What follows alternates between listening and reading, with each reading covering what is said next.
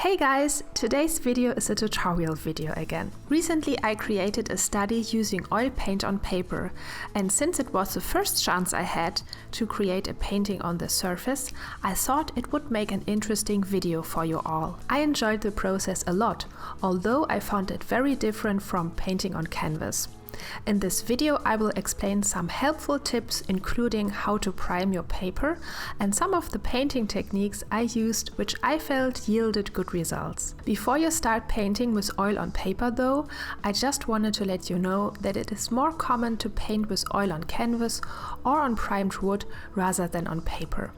This is mostly for archival reasons. Oil paint is a medium that can last hundreds of years, whereas paper can rot when it is not stored properly or if it is exposed to moisture. In fact, this risk applies to any piece of art that is created on paper, whether you are using oil paints or other mediums. This degradation process can happen to canvas as well, although not as easily. In case you are looking to create art that you hope will last a long time, you might want to consider using primed wood for the foundation of your paintings. When using canvas or wood as your base, you always must prepare the surface first. The process of preparing wood requires first sanding the wood to the desired smoothness. Also, before you can even begin using either wood or canvas, you must apply multiple layers of gesso or primer. In addition, I like to sand the last layer of gesso in order to get an even smoother surface. When using paper, you only need to apply one even layer of gesso. When I primed my paper, I used a coat of matte medium from Golden Artist Colors. I will leave links to all the materials I used in the description for you. It's a bit hard to describe how much medium you will need, but you can't really do this wrong. Just disperse enough medium on your paper that it can spread across the entire surface with a brush. If you want a precise amount, you can apply as many layers as you wish to get the desired effect. But if you used too much, you will just have a thicker surface to work with.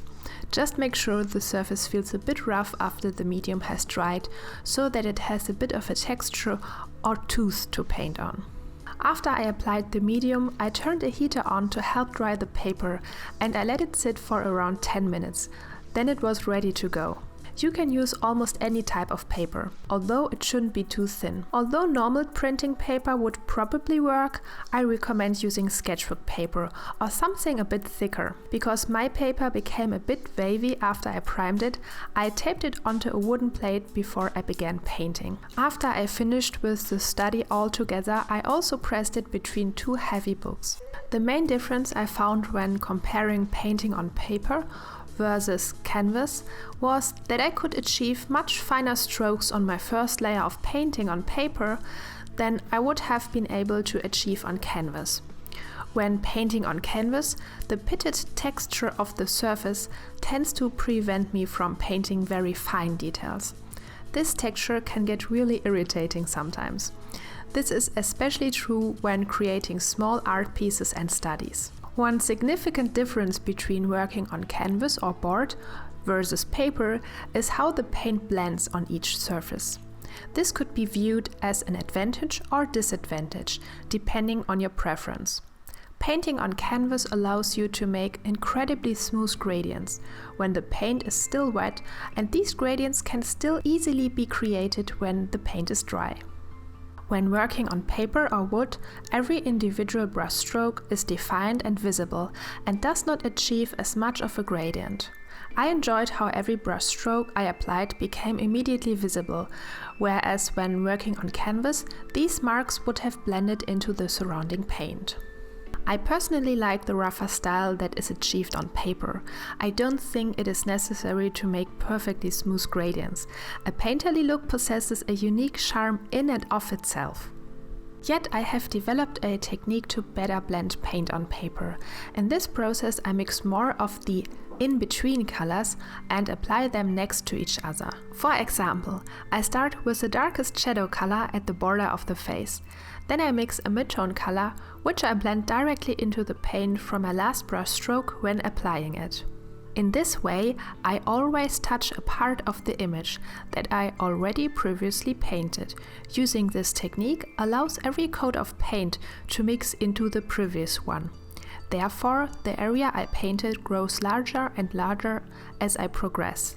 This technique can be tricky though, because as some of the painted areas blend together, you might accidentally destroy the gradients you already achieved. I recommend using a flat or a filbert brush for this process, because I find that this type of brush allows for smoother blending. Also, I find that this technique needs to be executed in one sitting, because it only works while your paint is still wet.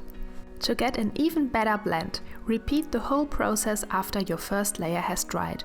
Although you will probably have to paint over your entire surface again, you will get the best results.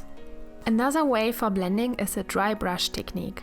You basically use a very soft, clean brush with which you touch the surface carefully. This will smooth out edges and blend colors. It works best when you let your painting dry for half an hour before working on it with a soft brush. Don't be frustrated if it doesn't work the first time you try it. It's a bit tricky and it takes some time to get used to it. After I filled out the larger surfaces of the face, I continue to paint in the details such as the nostrils, eyes and lips. The painting techniques I used to achieve these finer details on paper were very different from how I normally approach painting them on canvas. Normally, on canvas I would try to paint these details in my first attempt.